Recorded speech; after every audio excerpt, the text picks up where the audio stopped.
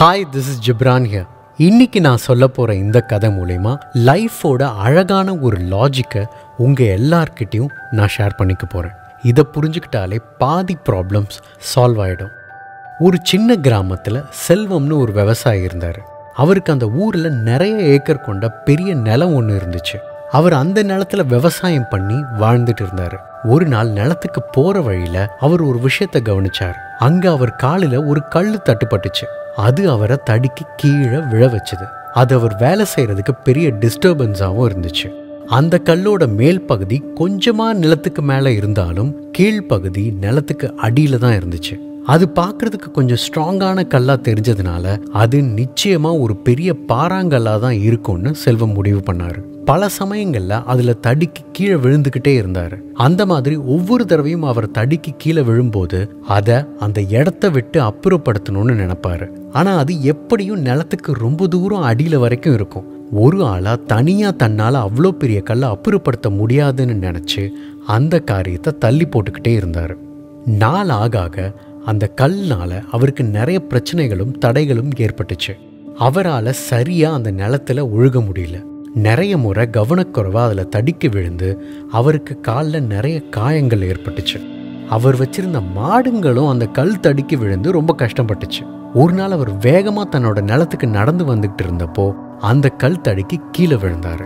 இந்த முறை அவரோட ஏரும் அந்த கல் தடுக்கி விழுந்ததால் உடஞ்சே போச்சு. அவருக்கு என்ன செய்யறதுன்னே தெரியல. அவர்கிட்ட இருந்தது அந்த ஒரே ஒரு ஏர் மட்டும்தான். அதனால் அவரோட விவசாயம் ரொம்ப பாதிக்கப்பட்டுச்சு.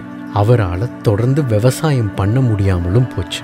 இது சரிப்பட்டு வராது, எப்படியாவது இதை உடனே சரி பண்ணியே தீரணும்னு முடிவு பண்ணார்.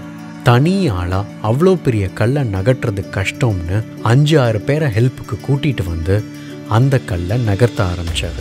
அதை வெளியில் எடுக்கிறதுக்காக அந்த கல்லை சுற்றி எல்லாரும் கடப்பாறையை வச்சு தோண்ட ஆரம்பித்தாங்க. ஒரு 2-3 தடவை லேசாக தான் தோண்டி இருப்பாங்க. உடனே அந்த கல் வெளியில் வந்துருச்சு. சொல்லப்போனால் அது ரொம்ப பெரிய கல் கூட இல்லை. நிலத்துக்கு அடியில் 1 அடி தூரம்தான் புதைஞ்சிருந்துச்சு.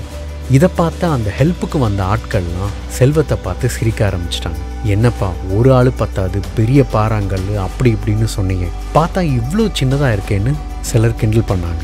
என்னப்பா, எங்களுக்கு வேறு வேலை வெட்டி எதுவும் இல்லைன்னு நினச்சிட்டு இருக்கியா, இப்படி கூப்பிட்டு வச்சு எங்கள் டைமை வேஸ்ட் பண்ணிட்டு இருக்கேன்னு சிலர் கோவப்படவும் செஞ்சாங்க. செல்வத்துக்கு என்ன பண்ணுறதுன்னே தெரியல. ஆக்சுவலாக அந்த கல் கொஞ்சம் ஸ்ட்ராங்காக இருந்ததுனால அது பெரிய பாறாங்கல்லாக தான் இருக்கும்னு செல்வம் அவராகவே கற்பனை பண்ணிக்கிட்டாரு. அதோட அது நிலத்தில் ரொம்ப ஆழமாக புதைஞ்சிருக்குன்னும் தானாகவே முடிவு பண்ணார். அதன் விளைவாக தன்னால் தனியாக ரிமூவ் பண்ண முடியாதுன்னு மனசால நம்ப ஆரம்பித்தார். அதுதான் இவ்வளவு குழப்பங்களுக்கும் காரணம். அதை தானாக சரி பண்ணிடலான்னு அவர் நினச்சிருந்தாலோ அதை முயற்சி பண்ணி பார்த்துருந்தாலோ இந்த பிரச்சனையே வந்திருக்காது. இத்தனை வருஷம் இந்த சின்ன விஷயத்தினால அவரோட விவசாயத்தில் இந்த அளவுக்கு நஷ்டமோ இழப்போ ஏற்பட்டு இருக்கவே செஞ்சுருக்காரு. அவர் பண்ண அதே தப்பு தாங்க நாமளும் நம்மளோட லைஃப்பில் பல நேரங்களில் பண்ணிக்கிட்டே இருக்கோம். நமக்கு லைஃப்பில் ஒரு பிரச்சனை வருதுன்னா அது பெரிய பிரச்சனையாக தான் இருக்கும்னு நாமளாக கற்பனை பண்ணி முன்கூட்டியே முடிவும் பண்ணி வச்சிடறோம். அதோட விளைவாக அந்த பிரச்சனையை ரொம்ப காம்ப்ளிகேட் பண்ணிக்கிட்டு ஃபேஸ் பண்ண பயந்து கவலைப்பட்டுக்கிட்டும் இருப்போம்.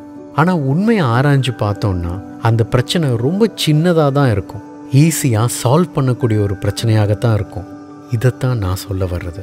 நம்ம ஃபேஸ் பண்ணாத வரைக்கும் தாங்க அது பெரிய பிரச்சனை. நாம் ஃபேஸ் பண்ண ஆரம்பிச்சிட்டோம், எவ்வளோ பெரிய பிரச்சனையாக இருந்தாலும் நம்ம தைரியத்துக்கு முன்னாடி அது சின்ன பிரச்சனை தாங்க. இதுதான் லைஃபோட லாஜிக். அதனால் சின்னதோ பெருசோ, கஷ்டமோ நஷ்டமோ, 1 செகண்ட் மூச்சை நல்லா இழுத்து விட்டுட்டு அந்த பிரச்சனையை ஃபேஸ் பண்ண கிளம்புங்க. நம்மளை மீறி அப்படி ஒன்றும் நடந்துடாது. எதுவாக இருந்தாலும் ஒரு கை பார்த்துடுவோம். உன் வாழ்க்கை உன் கையில்.